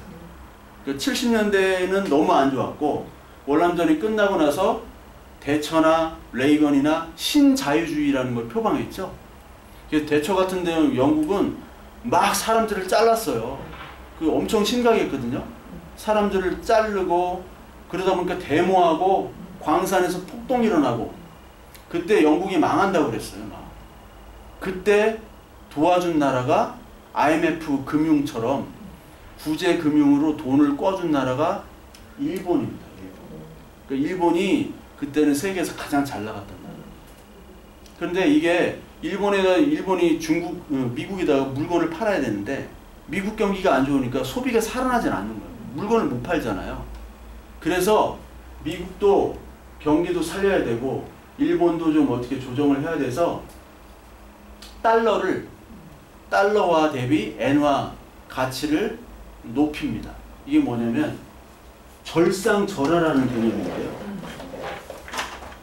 1달러가 옛날에 260엔이었어요. 1달러가 260엔이었는데 이거를 120엔까지 조정을 합니다. 1달러가 이렇게 되면 어떻게 될까요? 1달러가 260엔이에요. 근데 이거를 이렇게 한 거는 어떤 상황이 벌어질까요? 일본이 엄청나게 손해겠죠. 예. 왜 손해일까요? 260원 하던 거. 120원. 예. 120원. 이게 환율이 이걸 평가절상이라고 하는데 1달에 260엔이라는 거는 260엔을 가지고 1달러를 산다는 거죠. 네. 그러면 이 엔화는 가치가 높지 않다는 거예요. 예. 260이나 가지고 있어야 1달러를 준다. 근데 120만 줘도 1달러를 이제 가질 수가 있죠. 요때까지의 거는 수출에 유리합니다. 수출. 왜냐면 1달러짜리를 수출하면 환율로 바꾸면 260엔을 가지고 올 수가 있어요. 1달러짜리를 팔면. 근데 1달러짜리를 팔면 이제는 플라자 비율이 120엔밖에 못 가져오는 거예요. 대신에 수입 물가는 바뀌겠죠. 수입. 수입 물가가 안정되면은 요게 수입 물가가 좀 비싸지죠. 수입 물가 비싸지죠. 그런데 수입 물가가 이때는 좀 안정됐어요. 오일 쇼크 이후에 석유 이런 수입 물가가 안정됐기 때문에 요거를 해가지고 더 많이 이윤을 남겼는데 이 120엔으로 떨어지니까 1달러짜리 팔아야 반토막밖에 이익을 가져올 수 없는 거예요. 그러니까 일본이 이때부터는 수출 경쟁력이 확 낮아지겠죠. 수출 경쟁력이. 그런 합의를 왜 했을까요? 그런 합의를 당연히 할 수밖에 없죠. 왜냐하면 미국이 지금 경기가 안 좋다. 소비를 니네 물건을 내가 못 팔아준다. 그러니까 조정을 하자. 그리고 이때는 러시아 그리고 북한 이런 지금 안보의 위협도 있었거든요. 사실 미국이 하자면 해야 돼요. 일본도 어쩔 수 없어요. 예, 독일이나 일본. 독일이나 일본도 우리가 이렇게 너무 잘 나가지만 미국이 안 사주겠다고 하면 이거 곤란하거든요. 그래서 합의를 할 수밖에 없었습니다. 그 다음부터는 이제 성장률이 떨어지기, 가격 경쟁력이 떨어지니까 그 사이에 우리나라가 조금씩 올라가는 거예요. 우리나라가. 이 플라자 합의가 굉장히 중요하고 플라자 합의 때 이 환율이 260원이었던 것이 87년도에 120까지 떨어집니다. 지금은 150이거든요. 150. 이게 언제까지 이게 환율이 엔고가 되냐면 한때는 그 고베 대지진 때는 75엔까지 돼요. 260원에서 75엔까지 떨어지면요. 이게 거의 3배가 떨어지는 거거든요. 3배가 떨어지면 수출을 할 수가 없어요. 가격이 비싸가지고. 그렇게 돼버립니다. 일본이. 그러니까 어마어마한. 그러니까 플라자 합의가 끝난 다음에 일본은 지금 난감한 거예요. 어떻게 이걸 하지? 그래서 뭐를 하냐면 내수를 진작시키려고 부동산을 규제를 풀고 이자, 금리를 낮춰버려요. 그러니까 수출을 못하니까 돈이 안 돌잖아요. 일본 내에. 그러다 보니까 금리를 낮추면은 돈이 풀리게 되겠죠. 금리를 높이면은 돈이 은행 쪽으로 가고. 그러니까 인플레이션을 막기 위해서 금리를 조절하는 건데 금리를 올리면 인플레이션이 좀 떨어지고 금리를 낮추면은 돈이 풀리니까 인플레이션이 되고 그래서 금리를 5%에서 2.5%까지 낮춥니다. 그때 당시에 벌어놓은 돈이 많이 있었잖아요. 일본이. 벌어놓은 돈도 많이 있었고 금리를 낮추니까 그걸 가지고 사람들이 투자할 데가 없는 거예요. 부동산 주식으로 가게 된 게 일본의 멸망의 원인이 됩니다. 그러다 보니까 부동산 주식이 되다 보니까 부동산 주식 가격이 올라가고 그때 일본이 대출을 엄청 잘해줬어요. 그래서 기업도 물건을 잘 안 팔리니까 물건을 팔아도 겨우 뭐 타산이 겨우 맞는데 대출 받아가지고 땅 사니까 땅값이 올라가네. 기업도 물건을 잘 안 만들고 땅을 사고 개인도 땅 사고 주식 투자하고 그 땅값과 주식값이 너무 올라가서 일본 도쿄의 땅을 팔면 미국 전체를 산다고 하는 말이 있었죠. 일본 땅이 아니라 도쿄 땅. 진짜요? 예, 도쿄 땅을 팔면 미국 전체를 살고 그리고 도쿄에 있는 그 황궁터랑 주변을 팔면 캘리포니아 주를 산다고 그랬어요. 땅값이 천정부지로 올라가고 그때 LTV라고 했어요. LTV가 부동산 대출 비율이에요. 이거 LTV라고 하는데 Loan to Value Ratio라고 이게 LTV가 60이면은 그 가격에 60%까지 대출을 해주겠다는 건데 일본이 120까지 120이라는 거는 마이너스 20 내가 돈이 한 푼도 없고 알 그지인데 빚만 20% 있어요. 자산에 있어도 대출을 해서 아파트를 살 수 있는 거예요. 그 당시에. 그러니까 대출을 계속 하는 거예요. 대출. 그러다 보니까 이 일본 주식이 전 세계 주식 주가의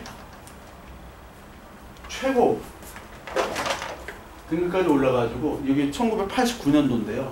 세계 50대 기업 순위 일본 NTT. NTT가 그 우리나라 뭐 SK텔레콤, KT 그런 거예요. 예. NTT 시가총액을 보십시오. IBM 2위랑 거의 4배 차이가 나죠. 거의 다 일본. 예. IBM 다 일본인데 일본 다 뭐예요 이게? 은행이죠, 은행. 다 은행이에요. 대출해주고 부동산값 올라가고. 막 대출해. 예. 그게 계속 올라가니까 다 이게 아무것도 없습니다. 일본이 여기 32위인가 33위가 도요타가 하나 있어요. 자동차 파는데. 그 말고는 다 일본 기업인데 다 은행이에요. 그래서 일본이 미국 자산을 사죠. 미국 그 락펠러 센터, 록펠러 센터 있죠. 예. 록펠러 센터 야경 보시러 많이 가잖아요. 록펠러 센터 가면 그 엠파이어도 보이고 다 보이는 그걸 삽니다. 거기 소니도 사고 아니 저기 콜롬비아 영어사도 사고 다 사요. 그림도 사고 막 그림 고울 그림도 사고 다 사는 이게 이제 다 망해버리죠. 네. 이건 이제 24년도 마이크로소프트부터 애플, 엔비디아 이제 미국으로 다 이동이 됩니다. 네. 아람코, 사우디아라비아 아람코가 원래 저기 미국 건데 석유 회사죠. 석유 회사 아람코. 알파벳은 구글이 알파벳이에요. 메타, 페이스북, 버크셔 해서웨이. 이건 저기 아시죠? 그 점심 먹는 사람 누구죠? 아, 같이 잊어버렸네. 네. 소로스 말고 그 누구지? 갑자기 잊어버렸네요. 네. 그 할아버지 있잖아요. 주식하는. 네. 같이 점심 식사. 왜 이름을 잊어버렸을까? 네. 그리고 여기 TSMC 아시죠? 대만 반도체. 엘라이 릴리는 이게 당뇨병 치료제. 하도 우리나라에서 네. 삼성이 세계적이다 뭐 이래가지고요. 네. 얼마 전까지도 네. 삼성이 진짜 세계적인 줄 알았어요. 난 대만이 저렇게 올라가 있는지 몰랐어. 예, 대만 반도체 반도체가 대만이더라고요. 예. TSMC. 근데 삼성이 그 반도체가 두 가지예요. 시스템 반도체랑 네. D램 반도체, 네. 메모리 반도체. 네. 그 메모리 반도체는 20%고 시스템 반도체가 전체 시장이 80% 정도. 근데 메모리 반도체는 SK 하이닉스나 삼성이 전 세계 90%예요. 메모리 반도체는 전 세계 1인데 시스템 반도체 중에서도 시스템 반도체 TSMC는 설계는 못하고 만들기만 하는 거예요. 만들기만. 삼성은 D램 같은 거는 다 설계도 하고 다 해요, 혼자. 근데 이건 그거를 이제 파운드리라고 하는데 파운드리 반도체 기업이에요. 요게 이제 세계 우리나라 약 같은 거 미국에서 우리나라에서 만들게 하는 거랑 예, 그렇죠. 설계를 해가지고 우리는 이제 미국이 설계해주고 미국이 주로 설계하고 미국이 만들기도 합니다. 설계를 하고 여기 ASML이라고 보이시죠? 네. 네덜란드. 네. 이게 반도체를 만드는 기계예요. 광학 기계고 또 저기는 한 대에 3천억에서 7천억짜리. 한 대에. 예, 한 대에 요즘 나노 3나노짜리는 7천억을 합니다. 7천억 한 대. 그래서 네덜란드 이재용이 출장 간다 하면 항상 여기를 가는 거예요. 여기를. 여기서 만든 기계를 중국에서도 원하고 미국도 원하고 한국도 원하는데 일단 대만이 첫째예요. 대만부터 줘야 돼요. 네. 대만이 TSMC 때문에 많이 올라갔죠.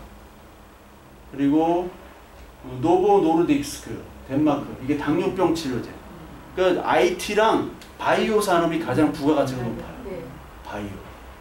삼성이 여기 22인데 사실 삼성은 그 주식이 저평가됐어요. 사실 한 이 정도 있어야 돼요. 12 정도에 사실은.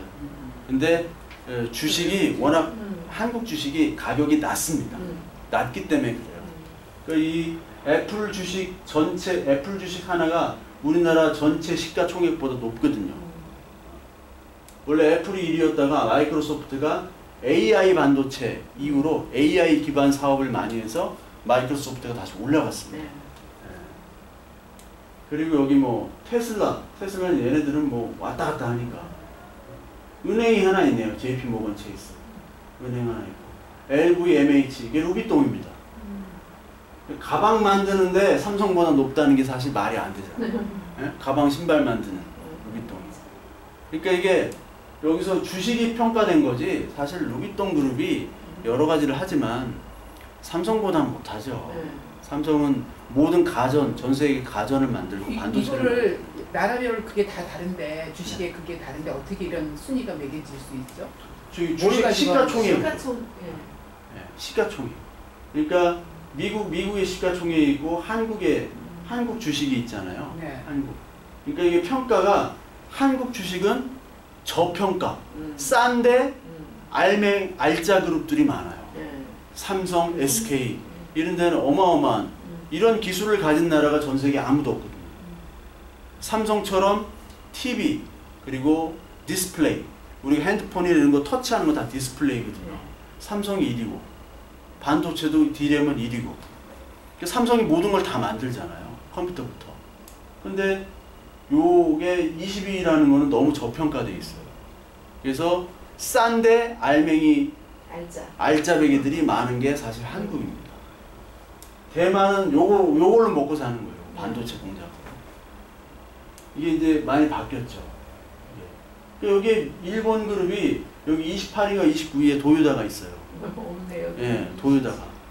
이게 없는 거예요. 일본이 여기 이제 IT 전자산업이 망하고 반도체가 망했고. 전자나 반도체를 일본이 처음 했거든요. 미국이 했고 미국보다 더 앞서서 했는데 한국한테 다 따라잡히고.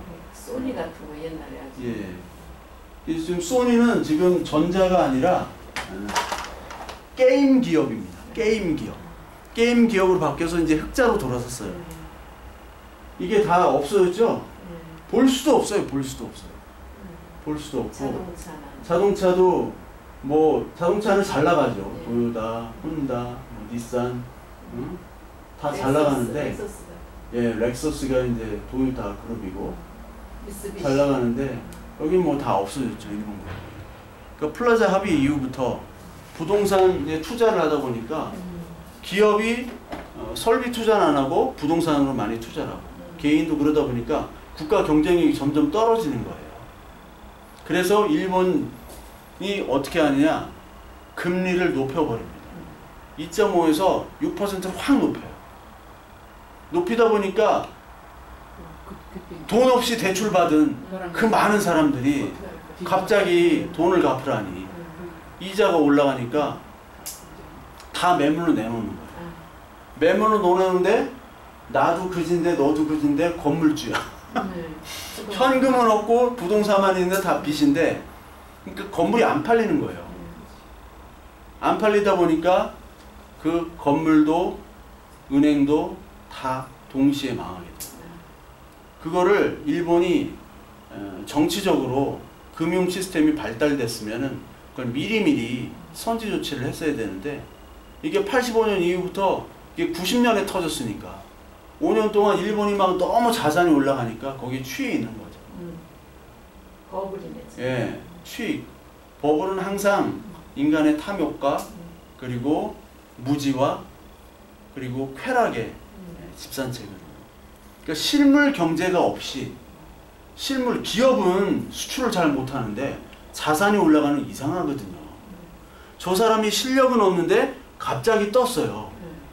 그러면 분명히 나중에 문제가 터지는 거예요. 의심을 해야 돼. 네, 문제가 터지게 돼요. 아, 저 사람이 부자가 아닌 걸 내가 아는데 부자 행세를 하고 다녀요. 반드시 터져요. 사기꾼 아니면은 정신병자거나 아니면 이상한 사람인 거예요.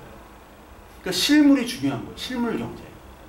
그 실물 경제를 파악을 못하고 이게 화폐도 아까 신용화폐잖아요. 금이 없이 돈을 발행하다 보면은 이게 돈이 나중에는 인플레가 되다 보면은 돈 가치가 떨어져서 돈 집해가지고 이제 불 떼고 예? 저 짐바브웨처럼 달러 짐바브웨 달러 쓰는데 100조 달러 지폐 하나가 100조 달러인데 100조 달러 가지고 아무것도 못하네. 그러니까 실물 경제가 그만큼 중요한 겁니다. 모든 가격이 갑자기 떴다고 하는 걸 의심을 해야 돼요. 주식이나 부동산이나 갑자기 뛰는 건 갑자기 내려오는 겁니다. 가장 좋은 거는 서서히 우상향하는 거. 이게 실물이 반영된 거거든요. 실물이 반영되지 않으면 반드시 문제가 생긴다는 거예요. 근데 그렇게 이상적인 나라가 있나요? 이상적인 나라가 계속 있었죠. 한국도 계속 실물 경제로 그렇게 버텼고요. 계속 갔고. 지금은 아니지만 유럽도 그랬고 미국도 과거는 그랬죠. 과거는 그랬는데 예, 과거는 그랬는데 그때는 실물 경제의 중심이고 물건을 사고 팔아 얻는 거고 지금은요 물건을 사고 팔아서 이익을 보는 나라가 없어요. 미국이 물건을 사고 파나요? 아니죠. 뭘 파느냐? 돈을 팝니다. 미국. 제가 지금 금융. 예, 아까 예. 제일 지금 궁금한 게 왜 모든 나라가 네. 미국 달러에 그 힘이 그렇게 센지 일본도 지금 결국은 협상을 해서 떨어지게 했고 그랬잖아요. 왜 그런지 왜 걔네들이 군사력이 좋아서 그런 건지요. 그렇지 않으면은 인구가 많아서 소비력이 좋아서 그런 건지 예. 제가 이해가 안 되는데. 모든 나라가 있는데 네. 무역을 하잖아요. 네네. 무역을 하면은 그 돈 화폐 가치가 다르기 때문에 네. 그 하나의 기준점이 있어야 되는 게 네, 이게 달러고 기축통화인데 그럼 왜 달러를 했느냐? 1944년도에 아까 네. 그때는 전 세계가 다 망했죠. 연합국도 다 망하고 일본도 망하고 그러니까 어떤 돈을 융통할 수 있는 나라가 아무도 없어요. 독일도 망하고 아프리카, 아시아는 다 뭐 할 수 없으니까 유일하게 그때 가장 최강대국이 미국이었죠. 미국은 미국 내에서 전쟁을 안 했잖아요. 기반 시설이 다 있습니다. 공업 시설이 다 있고 물건을 무한정 찍어낼 수 있는 나라였어요. 그런데 동시에 소비도 가능해요. 유일한 나라. 그러니까 돈을 막 뿌려줘야 되고 생산도 하고 소비도 엄청나게 해줄 수 있는 나라가 그 통화가 돼야 되는데 경제력이 켜야 되는데 그 나라가 미국이었고 미국이 그동안 계속 그 경제력을 유지를 했기 때문에 달러의 그 패권이 바뀌질 않는 거죠. 그 달러의 패권에 도전하려고 하는 나라가 중국이었는데 그 중국이 계속 물건을 많이 팔아가지고 2001년도 FTA 다음부터는 중국이 전 세계 공장 역할을 본격적으로 합니다. 그 다음부터는 달러를 엄청 많이 가지고 오거든요. 근데 그거 가지고 이제 위안화, 우리도 이제 위안화가 있으니까 인구도 많고 하니까 그걸 뿌리려고 하는데 뿌릴 수가 없죠. 이미 그 달러가 다 돼 있고 중국은 기반이 공산주의 국가이기 때문에 이 정권에 따라서 이 경제 정치나 모든 게 확 바뀝니다. 이게 금융 위주로 하는 나라가 아니에요. 금융인들이 이렇게 하는 나라가 아니라 국가가 지방이나 그리고 중앙정부, 은행 이런 것들을 다 통제해요. 그래서 빚이 져도 뭐 망해도 중앙정부나 은행에서 이렇게 갚고 해요. 갚고 해서 문제가 안 터지는 것처럼 보이지만 어차피 갚아야 될 돈이고 어차피 나가야 될 돈이거든요. 그 미국은 그 나라가 움직이는 게 아니라 사실 투자자들이 움직이는 거예요. 투자자들. 그래서 조지 소로스라고 들어보셨죠? 네. 팬텀 펀드라고 이런 걸 만들어가지고 그 사람이 92년도에 영국을 망하게 했어요. 위기에. 그 한 사람이 사모펀드라고 해가지고 막 돈을 많이 끌어모아요. 그래가지고 펀드 매니저를 여럿이 해가지고 투자를 이렇게 할 테니까 여러분 20% 보장합니다. 수익. 그래서 돈을 뭐 몇 천억이 아니라 몇 백조 원을 이렇게 모아가지고 한 나라를 망하게 하는 거예요. 그리스도 공격하고 영국도 공격하고 나중에 96년도에 태국을 공격합니다. 태국 공격해가지고 그 태국부터 해가지고 금융위기가 생긴 거예요. 그게 한국까지 온 겁니다. 한국까지. 그러니까 이게 나쁜 놈들이에요 사실. 아니 태국같이 그런 나라를 왜 건드렸지? 태국이 그러니까 이익이 되니까. 설명하면 공매도를 또 설명해야 되는데 공매도 이거까지 설명 공매도라는 거 들어보시죠 뉴스에. 말만 들어봤죠. 예. 우리나라도 왜 우리도 막 약간 공매도. 가짜 예, 공매도. 이렇게 공이라는 건 빌공이에요. 그래가지고 빌공. 내가 주식이 없는 주식인데 주식 있는 사람한테 빌려와요. 빌려와가지고 주식이 떨어질 걸 예상하고 다 팔아버리고 나중에 떨어진 주식을 가지고 또 사서 이렇게 갚는. 그래서 시세 차익을 하는 건데 그거를 계속 그 조지 소로스 이런 나쁜 놈들이 그걸 다 해가지고 국가를 그냥 전복시키고 다 그래. IMF도 마찬가지입니다. 그런 사람들이 와가지고 미국 재무부 로버트 루빈이랑 그 IMF 깡드시랑 둘이 짝짝꿍 해가지고 야 한국에 알짜 기업 많어. 우리가 먹자 해가지고 그때부터 우리나라 모든 은행 기업이 외국 자본이 60%가 넘게 들어가요. 그 사람들이 자본을 빼면요 삼성 금방 망합니다. 돈 빼면 삼성이 이익이 있으니까 돈을 넣어두는 거지. 그 사람들은 하루에 몇백조를 뺐다가 넣었다가 하는 사람들이에요. 그런 사람들이 이제 미국 FRB 그 연방은행의 주인이에요. 그건 아시죠? 미국 정부에서 하는 게 아닌 거. 그 연방은행. 미국의 연방은행은 사기업입니다. 되게 웃기죠? 우리나라 한국은행은 국가에서 하는 거잖아요. 근데 연방은행에서도 거기서도 돈을 찍어내요? 예, 연방은행에서 돈을 찍어내는데 미국 재무부랑은 관계가 없어요. 연방은행 이사 뭐 지금 파월 이사죠. 파월 이사고 그 전은 제넛 앨런. 제넛 앨런이 연방은행 장 하다가 지금은 미국 재무부 장관하고 있어요. 그러니까 IMF, 연방은행, 미국 재무부. 이 IMF는 유럽 쪽에서 주로 총재를 하고 IBRD라고 세계은행이 있어요. 월드뱅크. 이건 미국 사람이 주로 합니다. 이 네 개 조직이 사실은 어떻게 보면 사기업 금융단이 모여서 전 세계에 어떻게 좀 손 좀 봐줄까? 어떻게 이익을 어떻게 빼먹을까? 하러 돌아다니는 사람들이랑 비슷해요. 예. 그래서 그런 사람들은 이 한국이나 일본이나 중국도 그냥 빼면은 중국은 망합니다. 지금 간을 보고 있고 빼려고 했는데도 벌써 이제 망하니까. 그러니까 그 집단이 가장 큰 집단이고 그 집단을 좀 개혁하고자 했던 사람이 두 명 있어요. 에브라함 링컨이랑 존 F 케네디. 두 사람이 암살을 당했죠. 그 집단들한테 당했는데. 예. 왜냐면 그쪽은 미국 정부랑은 상관이 없는데 미국 정부도 건드릴 수 없는 각 은행의 거대 자본가들이 모여서 자기들이 알아서 돈 풀고 돈 찍고 하는 게 연방은행이 된 겁니다. 미국 재무부가 아니에요. 미국 정부가 하는 게 아닙니다. 되게 특이한 조직이죠. 어떻게 개인이 그렇게 하죠? 전 세계적인 개인이 그러니까 그게 이제 1800년대부터 머리에 그 자본가들이 아까 얘기한 JP 모건, 록펠러도 거기에 들어가고 JP 모건 체이스 이런 게 아주 거기에 딱 나는 그게 돼 있죠. 그렇게 그건지는 몰랐어요. 하도 이제 연방은행, 마다 FRB 때문에 뭐 사람들이 우리나라 사람들도 맨날 흔들리고 뭐 어쩌고 거기에 초점을 맞춰 있길래 그게 그 나라의 우리나라 한국은행처럼 그런 건가 보다 했지. 네, 한국은행과 관계가 없는 FRB는 연방은행은 사기업 조직입니다. 그러니까 몇몇 사람에 의해서 이렇게 세계 경제가 좌지우지 얼마나 나라의 미국 재무부도 함부로 건드릴 수가 없어요. 왜냐면 거기서 돈 찍고 그냥 놔두는 겁니다. 되게 특이한 구조죠.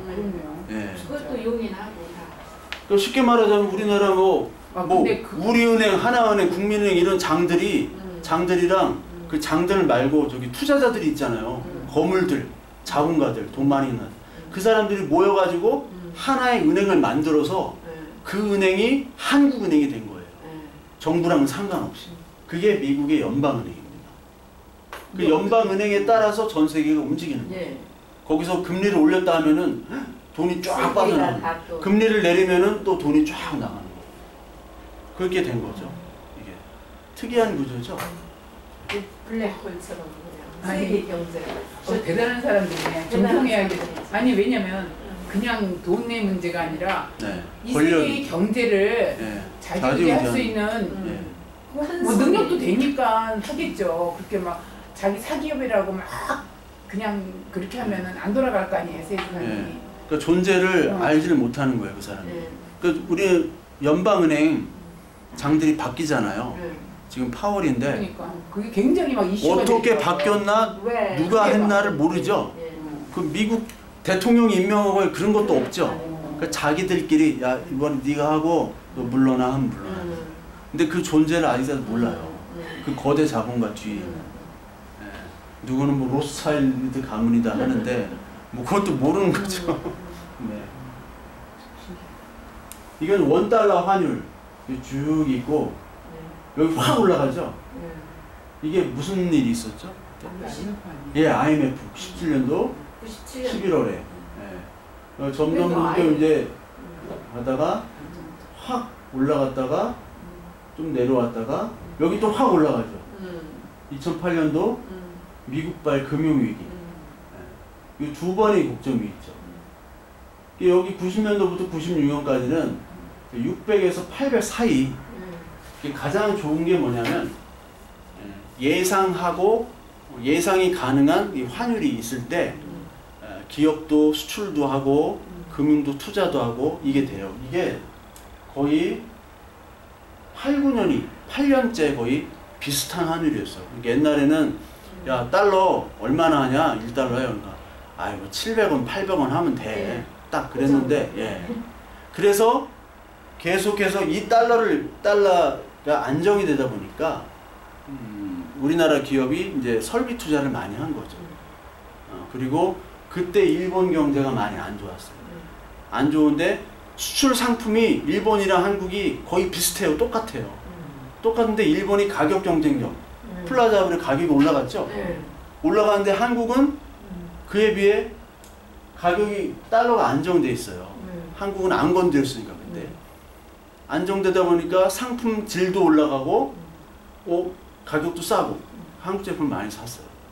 그때 또 반도체가 호황이어가지고 개인 PC 전 세계에 개인 PC가 많이 팔려서 반도체를 많이 팔았는데 1996년도에 이때 무역 적자 200억 달러가 됩니다. 우리나라가 무역 적자가 잘 안 되는 나라인데 그때 96년도에 무역 적자를 처음으로 해요. IMF 전에. 왜 그러냐면 그때 반도체 수요가 급감합니다. 왜냐면 컴퓨터를 한 번 사면 6개월마다 교체를 하지 않잖아요. 예, 몇 년 쓰. 예, 몇 년 쓰는데 이제 컴퓨터 교체가 안 되는 거예요. 반도체가 안 팔리니까 이제 확 떨어졌어요, 이때. 무역 적자. 근데 무역 적자가 안 될 줄 알고 설비 투자를 너무 많이 한 거예요, 한국에서. 특히 이 달러 빚이 좀 쌌어요, 그때. 원화로 은행에서 빌리는 것보다 외국 은행에서 빌리는 게 더 쌌습니다. 달러 빚을 되게 많이 줬어요. 근데 그때 이 빚이 IMF 때 터진 거죠. 그리고 우리나라 문제도 있지만 우리나라가 너무 투자를 많이 하고 설비 투자를 많이 하고 잘 될 줄 알고 재고가 쌓여 있는 것도 문제였지만 달러 빚을 진 것도 문제였고 거기에 또 미국이나 이 자본가들이 한국을 작정하고 먹으려고 들어온 예. 이게 결합돼 가지고 IMF가 이루어진 거예요. 그 후에 IMF 이후에는 우리가 이제 저성장으로 돌입을 합니다. 저성장. 옛날에 고성장 막 10% 가다가 저성장으로 되고 그 다음에 이제 금리가 이제 떨어지기 시작하거든요. 환율도 떨어지고 이제 금리가 떨어지고 환율도 떨어지고 하다 보니까 그 돈이 부동산으로 가서 IMF 이후부터는 아파트 가격이 수직 상승하게 되는. 근데 고용은 떨어지고 집값은 올라가고 기업은 경기가 회복을 못하고 일본처럼 돼버리는 게 된 거예요. 사실 플라자 합의도 그렇고 여기도 그렇고 사실 그 자본가들이 그 작심을 하고 가는 거고 95년도에 또 이 자본가들이 일본을 또 공격해요. 일본을 역플라자 합의라고 260엔에서 120으로 했죠. 이걸 다시 올려줍니다. 니네 너무 못 살지. 일본 너무 힘들지. 앵고라 내가 좀 올려줄게. 해서 150인가 160까지 올려줍니다. 일본은 좋죠. 60까지 올려주면 가격 경쟁력이 좀 살아나잖아요. 근데 그때 95년도에 고베 대지진으로 4,000명이 죽고 막 그랬어요.